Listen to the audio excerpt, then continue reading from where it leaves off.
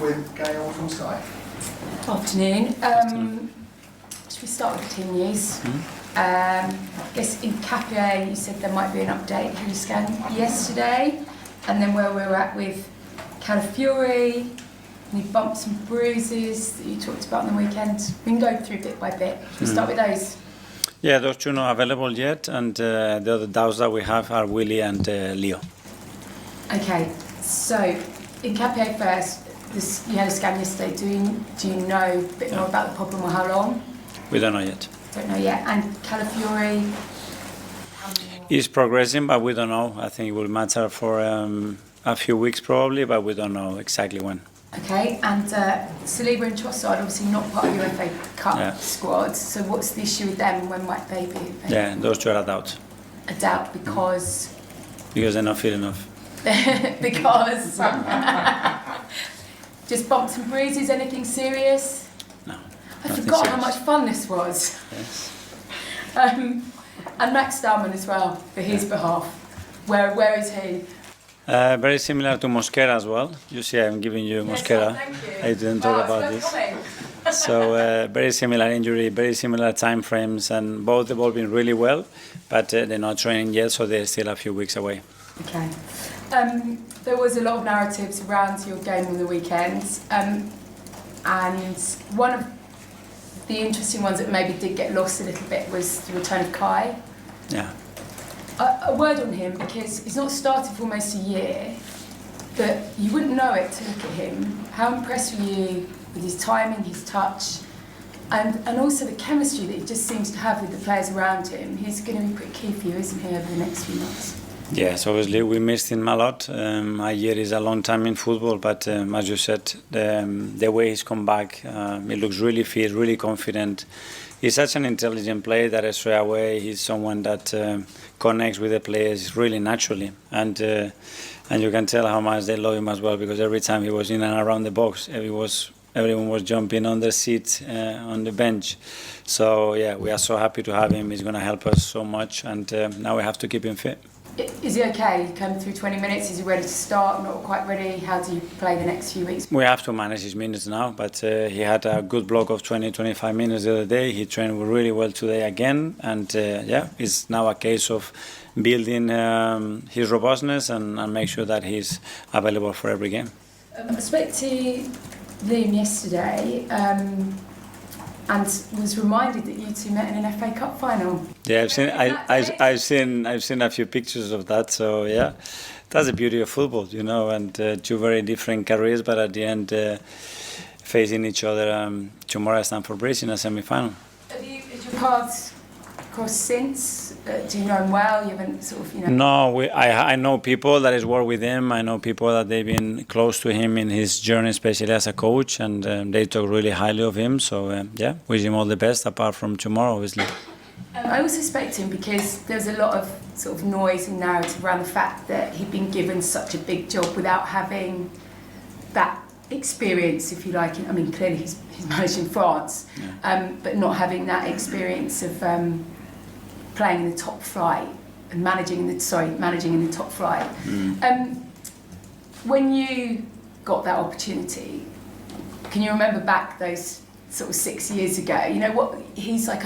There's that sense that he wants to prove people wrong. That's part of his motivation, and I wondered what yours was. And in terms of him looking at you, he said, and he would love to think that he'd be there in 6 years and have done what you've done.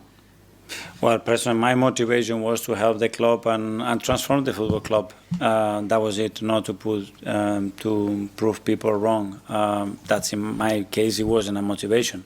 Obviously, they know him really well because they have worked together with him for a few years now. So they made that decision based for sure because of his capacity and because they believe that he deserves and is the best person to lead that project. And just finally for me, semi-final at this stage of the competition last year, and I think by your own admission didn't do yourselves justice in that game against Newcastle.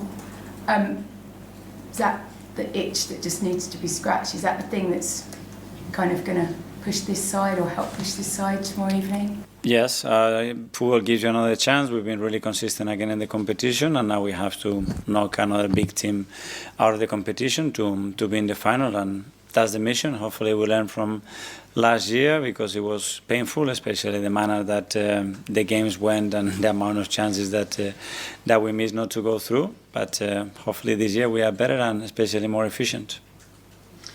Alex, BBC. Hi, Mikel. Hi. Just on the semi-final again, do you think getting to a semi-final and being at this stage of the season with the potential of reaching a final can help with the tension when you're trying to get over the line in other competitions? Well, the more you are involved in these kind of games, the better, because it gives you a nudge. It brings the team a different kind of energy, and it gives you the sense that the objective is very, very close, and that's a massive motivation for everybody. So we know that we are 2 games away from playing a final. We have to go game by game, and the first one is Stamford Bridge, and we know we have a really tough opponent in front. And on Noni Madueke, against Portsmouth, a mixed day for him.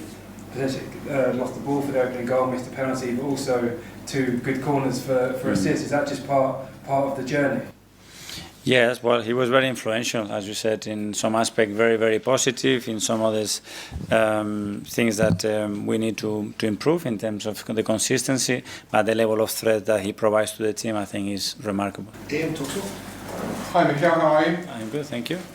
With it being a semi-final, and when you were at Manchester City, Pep always took this competition very seriously. There was a feeling that if you get one trophy under your belt, it maybe eases the pressure and stops everyone worrying about whether you're going to win anything for the whole season. Is that the way you're kind of looking at it going into this semi-final? Yeah, but in order to do that, you have to be better than the opposition tomorrow, and that's what we have to do. And the rest is not in our control. So we have prepared the game really well. The boys are really motivated and at it because we can sense that that's what we want to be, and we have to make another step in order to achieve what we want, and that's the objective tomorrow.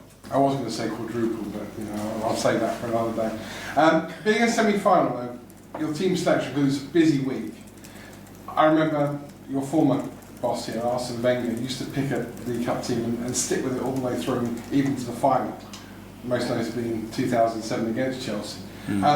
Would you do that? Are you going to stick with your team you played in the League Cup thus far, or would you start to bring more of the big names back into the team? Well, I think in my case, we cannot do that because obviously players have to be available to be able to pick them there. And I don't believe in players for competitions. I believe that we have competition and we want to compete in all competition with the best moment of the players that we have at our resource, and that's what we try to do. I also spoke to Liam Rossini yesterday. I mentioned your set pieces. And I said Arsenal are very good at set pieces. Some people call them set piece FC. And he said, no, Arsenal are very good at everything. That's what we try to do. And in some things we'll be very good, in some one's good, and in someone excellent. But certainly that's the objective. The better we are in every phase, the bigger the chances to win. Last one, a departure from the club. Yeah. Not at the moment, but at the end of the season, someone you've played with and had alongside you, Per Mertesacker. Just pay tribute to him if you would. Well, it's been 15 years at the club. We were teammates, we were friends, we were captains together, and then we shared this incredible project together in a different role, him as an academy director and me as a manager. So I enjoy every minute of it. I think it's someone that I think transmits the values of this football club, its ambition, and everything that is related to it in the best manner. So very thankful. We had a great time together, and for sure as well, he's made that decision, and I wish him the best of luck for the next one, next chapter, because I'm sure it's going to be a success. Cheers, Mikel. Thank you. Matt from the Standard. Hi, Mikel. Hi. When you were at Man City, there were 2 seasons, I think, where the team won the Carabao Cup and then went on to win the league title too. Do you sort of remember that cup win giving the squad a boost and pushing them on into the final runs of the title? Yeah, as I said before, obviously when you get to this stage in the competition, you get to the final and you get over the line and win it, it brings energy, it brings belief, and the sense that everybody is very important and playing part of that. So yeah, I think it's something, when you get there and win it, everybody remembers, and if not, nobody does. So once you get there, get the job done. You've obviously experienced a lot in 6 years here. Is this the first season you can sort of remember having this kind of squad depth where you haven't had to where you can focus on all 4 competitions without worrying about that weakening sort of another one? Yes, at the end you have to try to manage the squad individuals in the best way. I think we are sharing the minutes while we remain very, very competitive, and that's what we have to try to do. And tomorrow we have another opportunity with the players that will start and finish the game, and it will continue like this till May because it's going to be a game every 3 days. James, CBS? Hi, Mikel. You mentioned earlier your motivation when you came to Arsenal was to transform the football club. What do you need from those around you, your bosses, your players, your colleagues, to allow that to happen?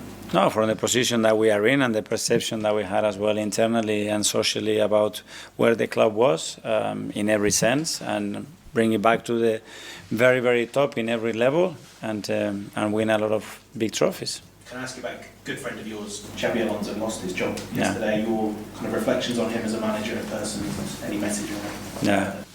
Well, I don't have too many details about the situation, so I don't know whether it was Xavi's decision to leave or it was the club decision. So very difficult to give an opinion there. Obviously, whatever the decision is, just wish Xavi all the very best because he's a top person and an incredible coach. And I'm sure that whatever he decides to do in the future, again, will be top. Art from the Athletic. Hi, Mikel. Can I just check what the issue with Calafiori is? What is that? The issue with Calafiori. It was a muscle injury. Okay, thank you. And I wanted to ask about Kai Saka as well. I noticed a few years ago you mentioned when he was getting kicked a lot, you had to maybe train the way he received the ball, how he kind of used his body in those challenges. And it seems like he's got robust. So I was just wondering how you went about training that with him and what focus you had. Well, every position brings challenges, and the opposition learns from you as well, and they try to obviously stop you in the most efficient way, and you need to have solutions against each opponent to be efficient and to beat him.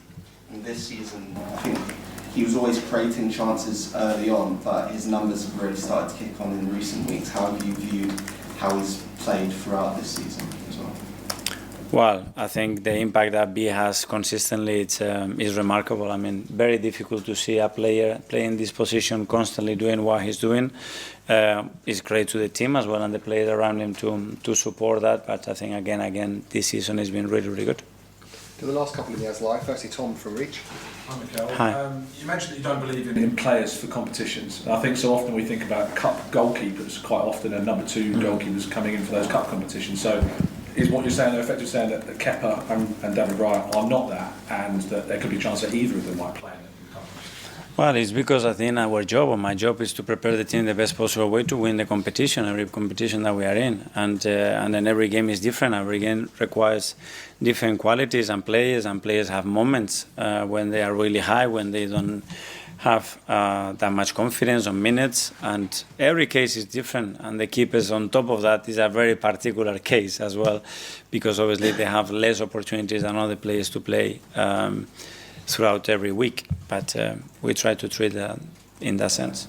And you've had Kai come back. I'll ask you about styles of centre forwards. Gabby J has played a few starts this season. In fact, when he started against Palace, it was the highest expected goals that you've recorded in a single game. Tends to be a centre forward that kind of drops in and helps with build-up. Do you think that under your style system that's the type of centre forward that flourishes the most at the moment? Depending on the position. If we play against a very low block and you have a 9 that drops and you have no presence in the box, so I think again every position requires a different analysis and qualities, but Gabi's is not only to drop as well, he has many other like Victor and Kai. Okay, finally the outside, Phil at the back there. Hi. Arsenal obviously having a tremendous season, top of the Premier League, Champions League, but obviously it's been a few years without a trophy. Just what would it mean to you, because this is the first one you can win this season, what would it mean to you personally to get this one, this competition won? I will tell you when that happens. So at the end it's about how I feel towards putting everything that we have to win it, and I feel again really motivated, really looking forward to a big game tomorrow, and how we're going to behave in these scenarios to achieve what we want.